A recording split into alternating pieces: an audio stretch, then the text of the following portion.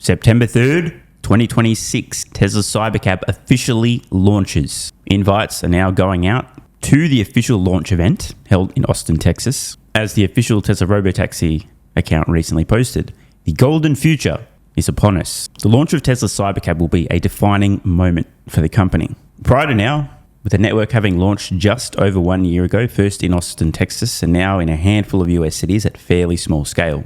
Tesla utilized Model Y vehicles initially. Unlike Tesla's Model Y, the world's best-selling vehicle by revenue for 3 or 4 years in a row and counting, which was actually designed to be sold to customers, which is why it's topping the charts globally on vehicle sales, and just so happens to be able to operate as an autonomous vehicle. The Cybercab has been designed, engineered from the ground up to do one thing: operate as an efficient, affordable, safe, reliable robotaxi. Waymo, if they have any sense right now, are probably panicking and holding crisis meetings. More on that in a moment. Just headed over to robotaxitracker.com. No affiliation, but a useful resource. We're looking at Tesla's autonomous vehicle fleet throughout the United States, currently operating at relatively small scale in, let's count them, Austin, 1, the Bay Area, although with a supervisor, 2, Dallas, 3, Houston, 4, Miami, 5, Orlando, 6, Tampa, 7. 7 US cities so far. You can see that pinned on a map. We've got the Bay Area over here, a cluster of cities in Texas, and another cluster in Florida. Let's now have a look at the current cities in the US where Waymo is operating their service. Also in the Bay Area, also a cluster of cities in Texas, and a cluster in Florida. In addition, we've got Nashville, Atlanta, Phoenix, and Los Angeles. However, according to the data here on Robotaxi Tracker, 17 vehicles in Atlanta, so operating at a very small scale. Nashville, a whopping 5 vehicles. Miami, 2 vehicles. Orlando, 26. Houston, 7. San Antonio, 12. Keep in mind, these are community source numbers, but for our purposes, they're close enough. The key takeaway here, currently, both Waymo and Tesla are operating at very small scale in just a handful of US cities. Both of these robotaxi services are in essence still on the starting blocks. And with the launch of Tesla's Cybercab early in September, the race is just about to begin. To an outside observer who doesn't have eyes, it might be difficult looking at these two companies just getting set on the starting blocks to have any idea how this race will end. But if you do have eyes and you use them, you will note we have prime Usain Bolt, known as Tesla, lined up against Waymo, who just so happened to not even have legs. Now, why would I say such an unbelievably accurate thing and imply that Tesla's going to run away with this and Waymo's fucking cooked? They may as well not even have legs. That's how uncompetitive they'll be in this race. A couple of days ago, Waymo dropped a new blog post, a look under our trunk, what's in our compute. The key takeaway here, Waymo now, rather than using off-the-shelf components and systems, finally, with custom hardware. This includes a purpose-built 5nm ASIC chip. We'll read one paragraph from this. Along with our custom silicon efforts, we partner closely with industry leaders whose world-class computing solutions provide the powerful foundations needed to scale our technology efficiently. We are proud to work alongside a number of partners like AMD, Micron, NVIDIA, Samsung, SanDisk, blah, blah, blah, to deliver the most capable autonomous computing system. Of note, nowhere in this article, believe me, I've looked, is there any mention of, not performance, but costs. No mention of cost reductions, nothing. This is all about improved performance. And there's nothing wrong with improving the performance here. However, let's do our best to find out current hardware costs for Waymo, including the vehicles, and independent of that also the sensors, plus future vehicle costs and the potential costs of this new hardware, this improved technology. Let's see what Grok responds with. Importantly, Waymo doesn't actually disclose exact costs, so this is all informed speculation.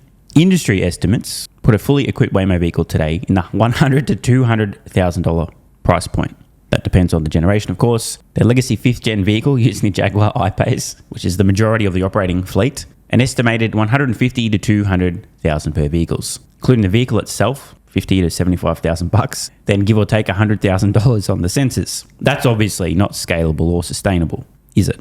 The 6th generation vehicles appear to have reduced sensor costs from around $100,000 to somewhere in the vicinity of maybe $20,000 US. Could be as high as $25,000, maybe a little bit less. Now, this has been widely reported as Waymo's target. This is a huge cost reduction in the sensors, in the hardware, not the vehicle, just the sensors. And it shows excellent progress. But now we add in the base vehicle via Zika, maybe $38,000 for the vehicle. And you might be able to understand why Waymo essentially is about to race Usain Bolt with no legs. After US tariffs on Chinese EVs, which may or may not stick around, but currently it makes the base hardware, the vehicle itself, even more expensive. But let's get back to the sensor cost. Let's be generous and say that they can get it to sub $20,000. That's just for the fucking sensors, bro. Let's find out what Grok believes Tesla today is able to produce an entry-level Model 3 and a Model Y for. Not how much the sensors cost on those vehicles. The entire vehicle. Take note. The estimated production cost for the entry-level Model 3 and Y, around $30,000, that'll be the 3, to maybe as high as $34,000 all in. And to be clear, this is not Tesla's new Cybercab. We'll prompt Grok that question now. But it doesn't take a genius to figure out that if Tesla today can produce a non-dedicated autonomous vehicle, a 3 or a Y, with the same sensor suite for around $30,000, and today Waymo has hardware costs well in excess of this, but eventually they might get it down to sub $20,000, you can start to see there's a little bit of a problem here for Waymo. Even if Cybercab didn't exist and wasn't about to launch, Waymo's paying more than $30,000 for vehicles. Best case scenario, maybe add another $20,000 for their sensors, and you can start to see they have a major disadvantage in putting hardware on roads. And assuming each service is equivalent, Waymo Robotaxi service, Tesla Robotaxi service, comparable wait times, equally capable, equally safe, operating in similar areas. The thing that matters most then to customers is how much does it cost per mile to use, which will be a function of what did it cost to put the hardware on roads and what does it cost to actually operate the hardware. And now for the hammer blow. At scale production cost estimate for the Tesla Cybercab, somewhere in the vicinity of $15,000 to $22,000. So most likely midpoint around $18,000 to $20,000. Let's follow this through to its logical conclusion. Tesla is about to launch a vehicle that, at scale, they will be able to produce for, call it $20,000 for the whole vehicle, including the sensors. Waymo's next generation sensor suite alone, in the best case, is likely to cost around $20,000 just for the sensors. This alone would be game over. You can't compete. If you're not even close to Tesla's cost for hardware, you're cooked. And that's the situation that Waymo, even in the best case scenario, find themselves. But there's two other reasons it's also game over. Yes, a triple whammy of game overs. The generalized nature of Tesla's autonomous software, meaning their vehicles know how to drive, period, is quite distinct from what Waymo and everyone else is attempting to do, which is overcompensate for the lack of generality in your software with an unbelievable suite of sensors and slowly scale an extremely brittle version of autonomy. From a consumer's point of view, they won't notice the difference. But over the coming years, this is going to play out and people are going to realize, oh, so that's what it meant by Tesla having solved general autonomy. That's what it meant by Waymo and others having an extremely brittle, fragile, non-generalized solution to autonomy. Oh, I see. That's the second game over moment. But there's a third, and that is scale. Hope you guys and girls have a very vivid imagination because you'll need it. Imagine an alternative reality in which Waymo was somehow able to match Tesla's costs for all included on the road deployed Robotaxi hardware costs. The vehicle plus the sensors. Just press the magic catch up the Tesla button on costs. Imagine also that Waymo had pursued an entirely different strategy for solving autonomy. They were somehow able to collect billions of miles of data, train general autonomy, and in fact, they hadn't tried to compensate early for a skill issue and had instead developed general autonomy on a vision-based system. So their vehicles knew how to drive, period. They weren't brittle. They weren't fragile. If Waymo was on equal footing on hardware costs and had solved general autonomy, what would determine the ultimate winner of this race? The answer to this question is the ability to put more robotaxis on roads. Since trial production of Tesla's Cybercab began earlier this year, they've already manufactured maybe 2,000 or so Cybercabs. Waymo's entire fleet of robotaxis today is just a few thousand vehicles. Tesla's global annual rate of production is approaching 2 million vehicles per year. Making fuck tons of vehicles is what Tesla does for a living.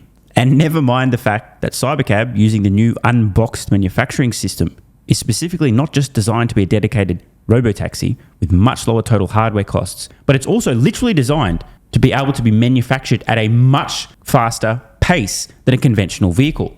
If Waymo wanted to go balls to the wall as fast as they fucking can and scale as many robotaxis in as many cities, as many states as they possibly can, as fast as possible, with an unlimited budget, they still wouldn't be able to keep pace with Tesla just ramping up Cybercab production. On that note, some interesting news this week via Soy Merit on X. Waymo today received approval for its full autonomous vehicle network company permit in Nevada, clearing the way for them to launch a paid public robotaxi service in Las Vegas. This allows them to deploy up to 1,000 robotaxis over the next 12 months, per their request. Waymo asked for this number, up to 1,000 robotaxis. This tells us the bar, the upper limit of what Waymo sees as feasible, possible, probable, even unlikely, but we just need that much wiggle room just in case things go extremely well. 1,000 robotaxis, which by the way would be a great network, bigger than any other city in which they're operating if they actually got to 1,000 robotaxis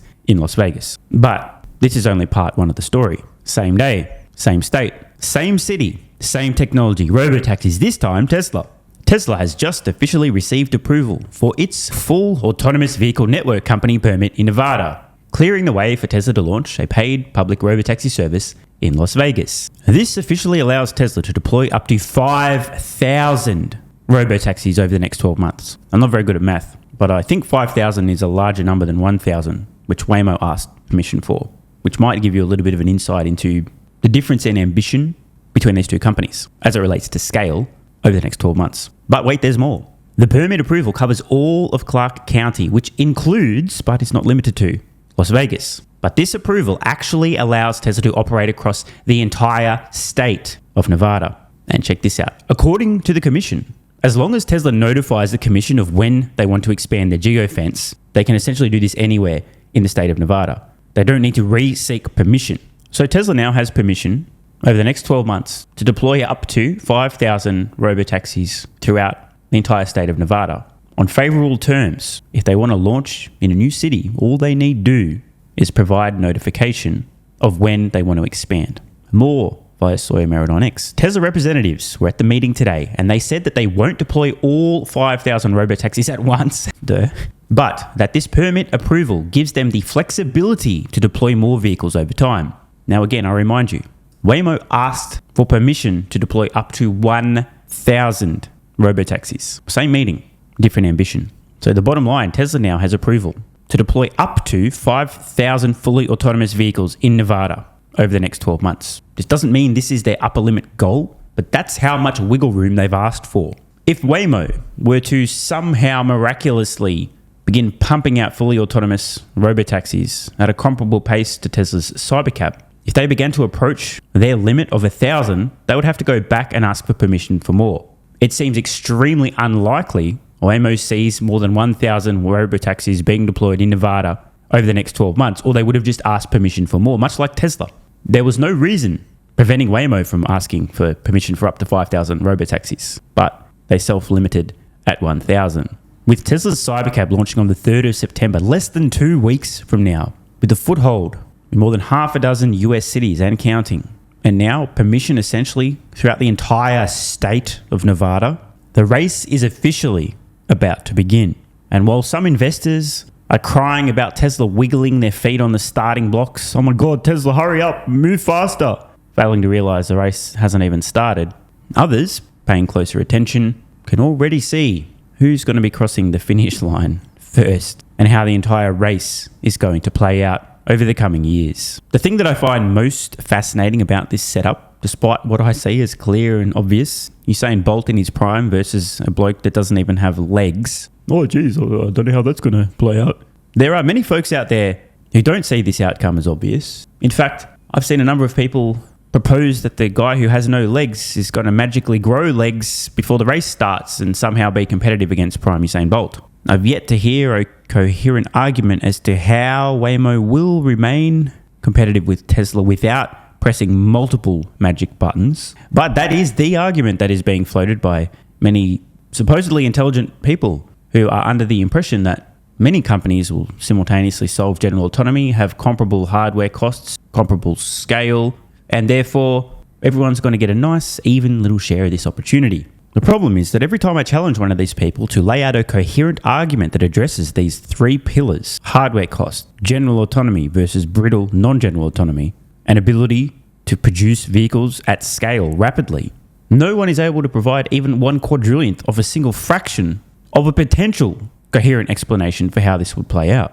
Maybe I'm missing something, like my entire brain, but I can't see how this plays out any other way than Tesla dominating. I have tempered my expectations for the pace of the rollout, how quickly Tesla scales up Cybercab production, enters new cities, how competitively they price, how profitable the service. I really have done my best to err on a very conservative base case foundation. Tesla's goals are far more aggressive than my own base case estimates. By the way, you want to see them? Check out the link below or head to patreon.com/solvingthemoneyproblem.